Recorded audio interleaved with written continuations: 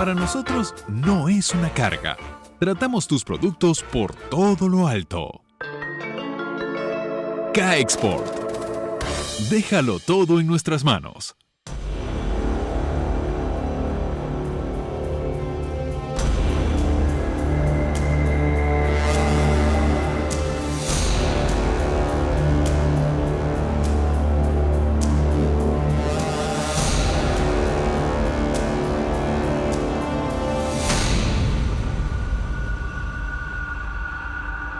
Agárrate con Patricia Poleo, opinión estremecedora.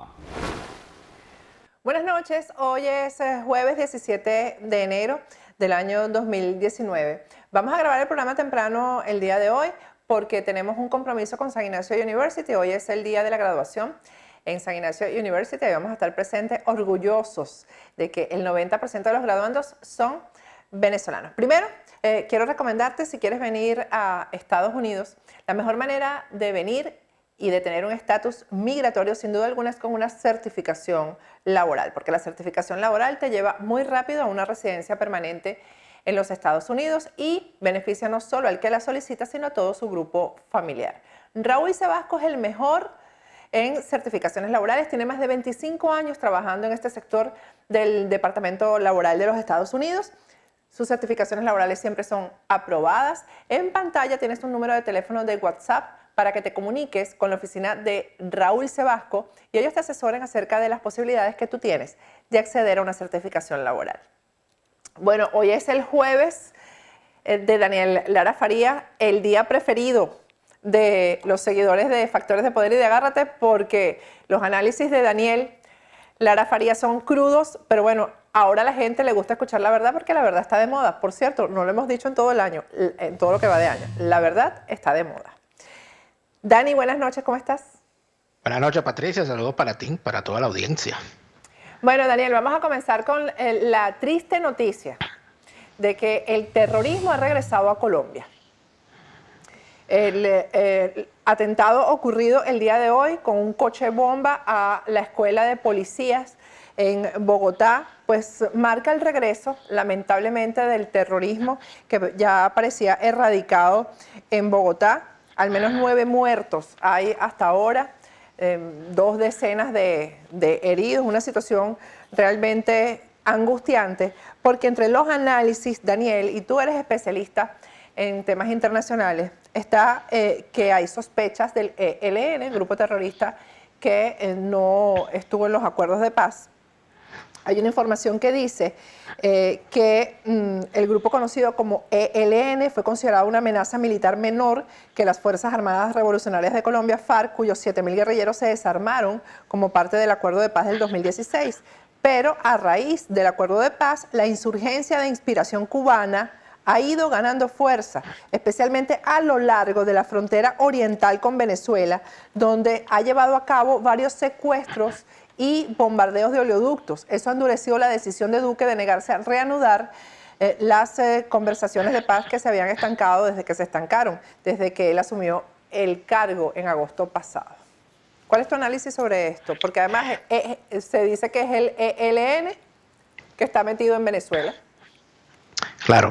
Bueno, hasta el momento nadie ha reivindicado el atentado, hasta el momento que estamos hablando tú y yo. Exacto.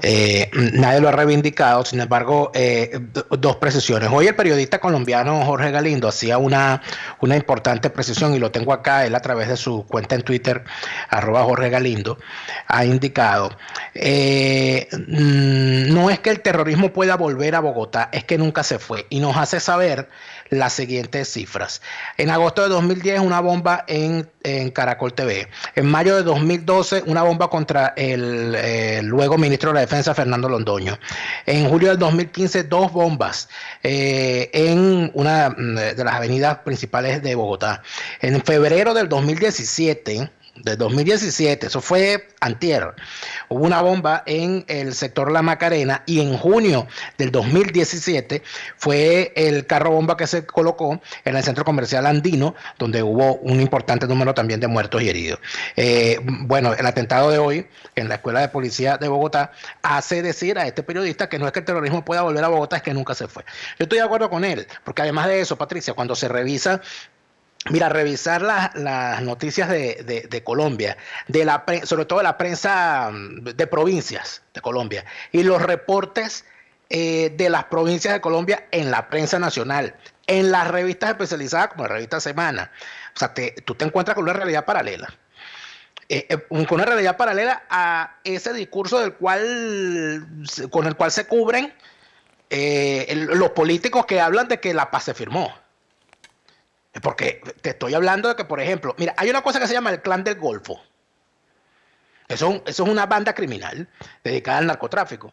Bueno, entonces que esa banda se dividió. Entonces, lo que era el ejército que trabajaba, el ejército de sicarios y de asesinos que trabajaba para esa banda, el famoso Clan del Golfo, se separó y entonces está en guerra contra el Clan del Golfo y esa gente anda desplazando a campesinos de distintos pueblos de Colombia, a poblaciones indígenas, a ciudadanos, empresas, hacen correr hasta los alcaldes, a los ediles.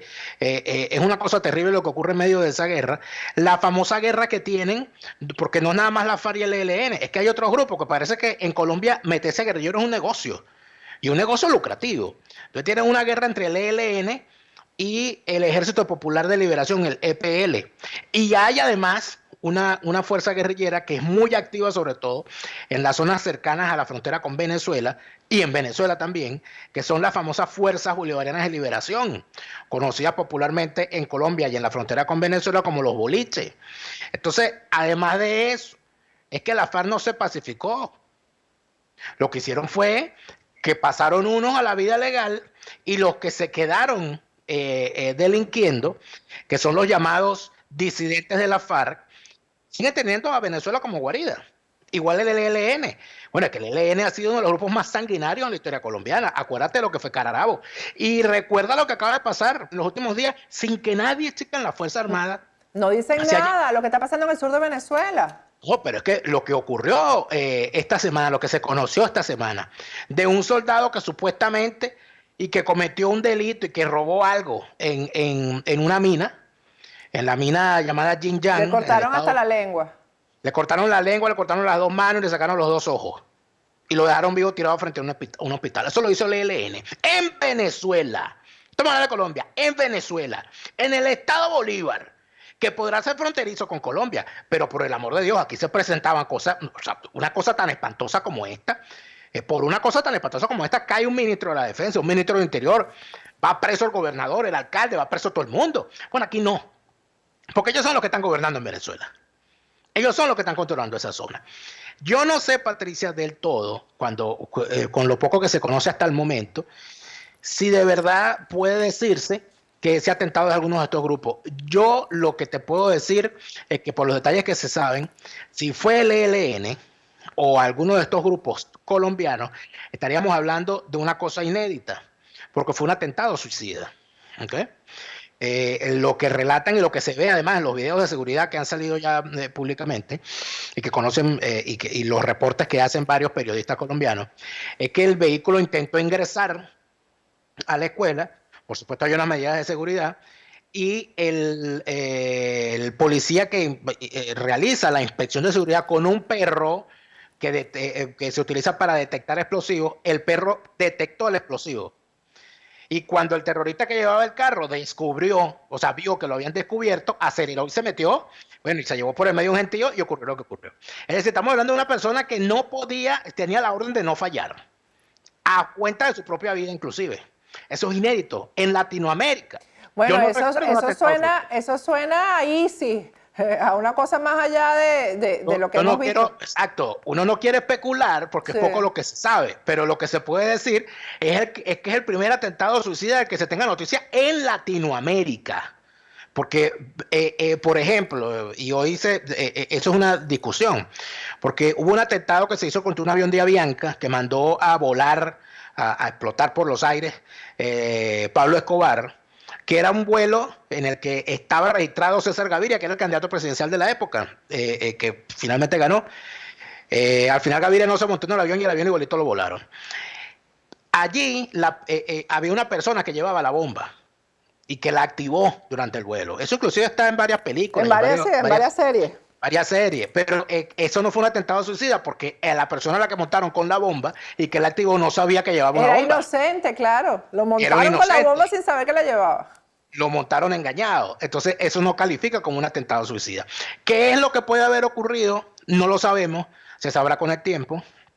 Es evidente que un acto terrorista siempre tiene quien lo reivindique, porque evidentemente lo que quieren es hacer la publicidad de lo que son capaces de hacer.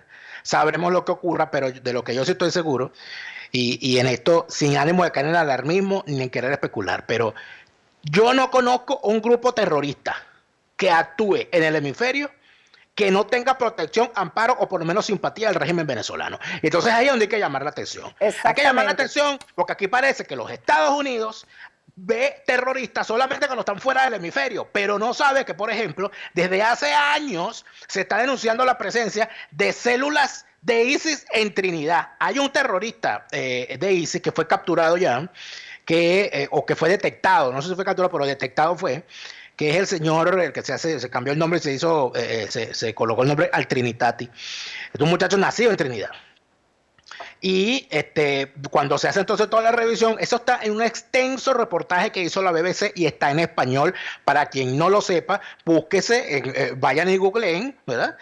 ISIS en Trinidad y se van a encontrar con el relato donde este señor al Trinitati se casó con una iraquí que la mandaron a traer ya de Irak, todo aquello. Pero eso hace que la señora antes de llegar a Trinidad pasó por Venezuela. Entonces, cuando tú ves unas barbaridades como esa, y eso no fue ahorita, esto fue hace como 6 años, cuando tú ves barbaridades como esa, tú te espantas porque Patricio, no, lo que se pregunta es, bueno, ¿y los Estados Unidos no está al tanto de lo que está ocurriendo en el hemisferio, de lo que significaba antes la seguridad hemisférica, de lo que significaba inclusive aquello, bueno, de aquella forma tan arrogante que decían, bueno, América para los americanos, todo aquello, pero caramba, ¿cómo es eso que aquí se preocupan por los eventos terroristas que ocurren en fuera del hemisferio, pero entonces se permite que un régimen como el venezolano proteja esta partida de bandidos?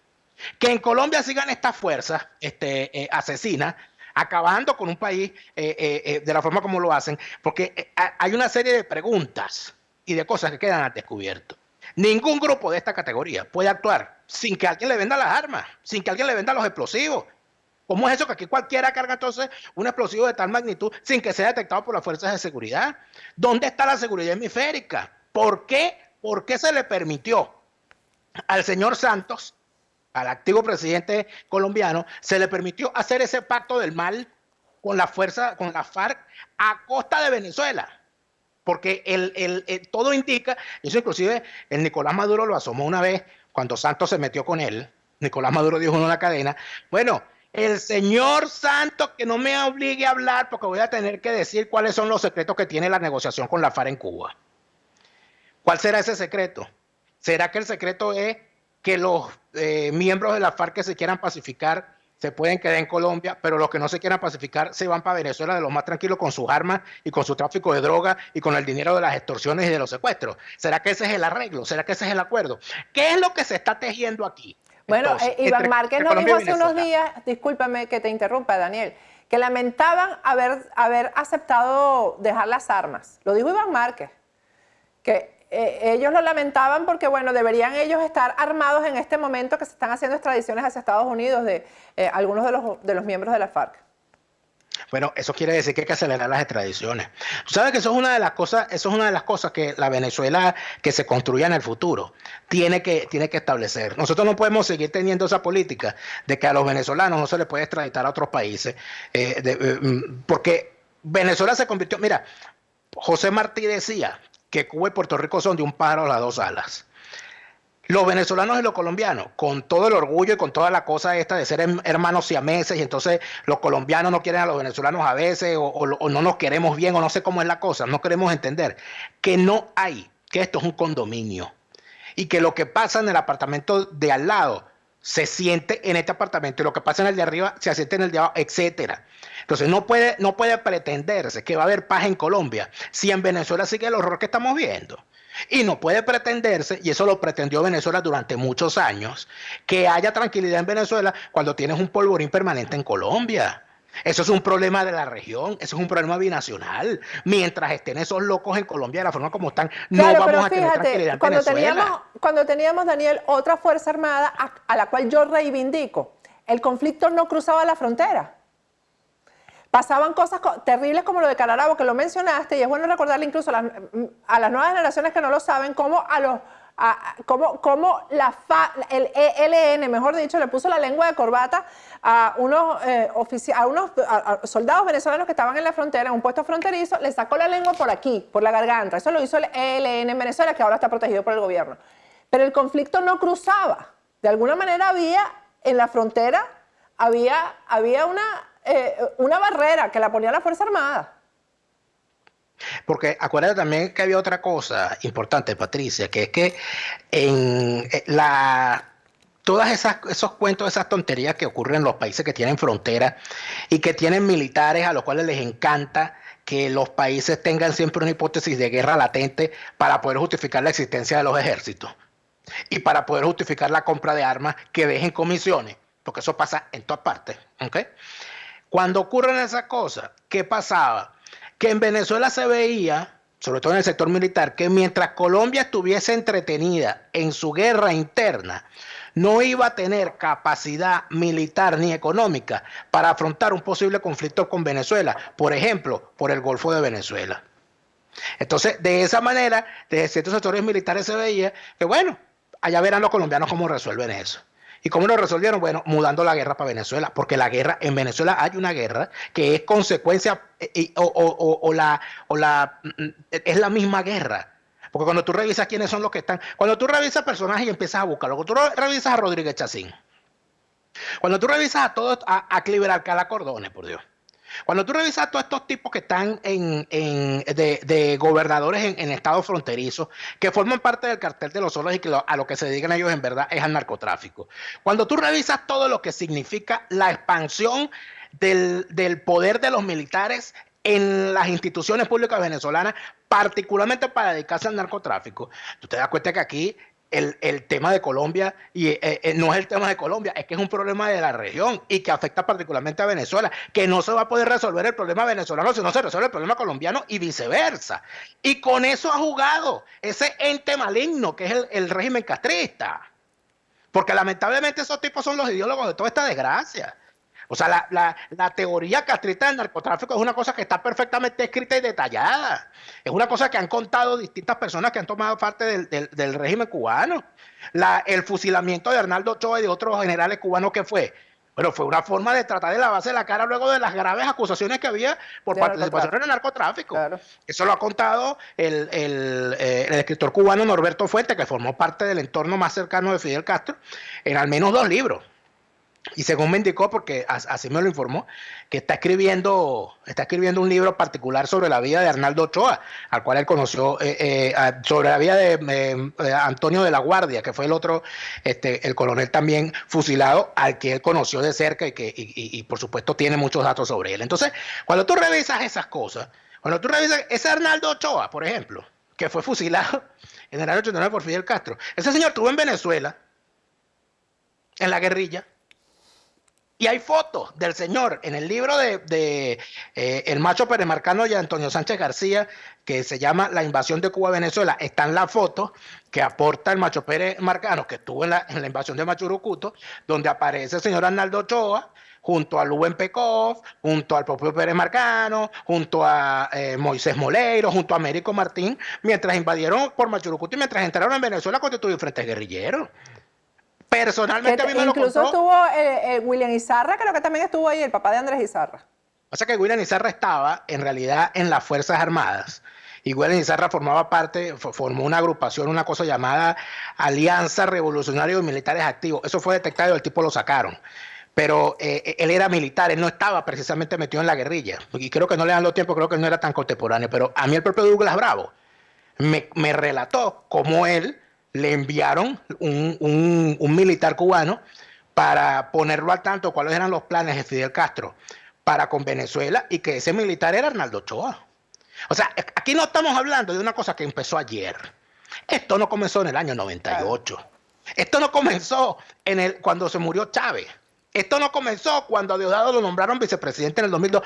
Esto comenzó cuando aquí se decidió, cuando Fidel Castro decidió que él, como había un pacto entre la Unión Soviética y los Estados Unidos para que los Estados Unidos no invadiera a Cuba después de lo que ocurrió con la crisis de los misiles, Fidel Castro decidió convertirse en la peor pesadilla de los Estados Unidos, causando problemas en todas partes, como para ahogar sus penas, como Fidel Castro descubrió que él no era todo lo importante para la Unión Soviética como pretendía. El tipo decidió armar guerras en todas partes a ver qué salía y subvertir el orden permanentemente. Y Fidel Castro se encargó de eso y finalmente la pega, porque se consiguió la joya de la corona que era Venezuela, a pesar de que no la consiguió cuando la quería, pero finalmente la consigue. Bueno, y aquí están los resultados. Viendo las cosas así, entonces uno se pregunta. Fíjate tú, que yo me acordaba en estos días de una cosa bien particular. Cuando veo a este señor que dice ser el Papa, señor Bergoglio. Bergoglio es jesuita. Bueno, pero fueron jesuitas los grandes fundadores del ELN. Y el ELN es esa fuerza espantosa que es capaz de ponerle la lengua de corbata a un soldado de 18 años, como hicieron con varios soldados en Venezuela. Así es. Entonces, estamos hablando, bueno, el famoso cura Camilo, que era un cura. O sea, estamos hablando de que si uno se pone a revisar todo lo que ha ocurrido todo este tiempo, oye, de verdad que uno dice, ¿cómo es posible que nosotros hubiésemos estado tanto tiempo entretenidos mientras esta gente no paró de trabajar para el mal, para hacer barbaridades? Avanzaron silenciosamente y mira dónde estamos. Así es. Mira dónde estamos. Miren la desgracia en la que estamos. Esto es una cosa que provoca sentarse a llorar cuando uno ve y uno dice, oye, ¿dónde estaba yo cuando esta gente estaba haciendo estas barbaridades? ¿Dónde estábamos nosotros cuando esta gente estaba haciendo todas estas cosas? Cuando andaban comprando militares para que se convirtieran en lo que se convirtieron. Cuando infiltraron la Fuerza Armada. Cuando infiltraron al empresariado. Porque aquí había empresarios inclusive que iban a Cuba. Grandes empresarios venezolanos. El caso de Pedro Tinoco, pero que la esposa de Pedro Tinoco era gran amiga de Fidel Castro. Y tú te das cuenta, tú dices, pero ¿y esto qué es? ¿Cómo nosotros no nos dimos cuenta durante todo este tiempo? ¿Cómo tuvimos una clase política tan irresponsable? Entonces tú, inclusive a Carlos Andrés Pérez, que invitó a Fidel Castro a Venezuela. Y cómo tú ves y Rafael Caldera se tomaban la foto. O sea, cómo no determinaron nunca de que de verdad nunca dejamos de ser Venezuela, nunca dejó de ser una víctima de las pretensiones de Fidel Castro y de la cuerda de bandoleros que se le aliaron en Venezuela. Y esos bandoleros y esa gentuza y esas fuerzas del mal son las que actúan en Colombia. No sabemos quiénes son los que hicieron el atentado hoy. Pero es que no es el atentado de hoy. Pero es lo que hacen a ya los análisis de inteligencia dicen que está la influencia cubana ahí, tal cual como tú lo estás diciendo. Mira, Daniel, vamos a ir a un corte. Al regreso vamos a abrir el siguiente segmento con un tema que tiene que ver con esto. El tema del SAIME. Porque el SAIME, que es el organismo de identificación en Venezuela, ha sido uno de los instrumentos con los cuales el régimen chavista ha apoyado el terrorismo, ¿no? Bueno, y ahí tenemos a un supuesto demócrata, líder de la oposición, Eduardo Fernández, haciéndole publicidad al SAIME, además sirviendo como muy mal modelo publicitario. Pero al regreso vamos a conversar sobre eso, cuáles serán, qué realmente está detrás de esta publicidad que Eduardo Fernández le está haciendo a un organismo como el SAIME, que ha cedulado y le ha dado identificación y pasaporte a terroristas en el mundo entero, para que se movilicen. Vamos a ir a un corte y al regreso continuamos conversando con Daniel Lara Faría.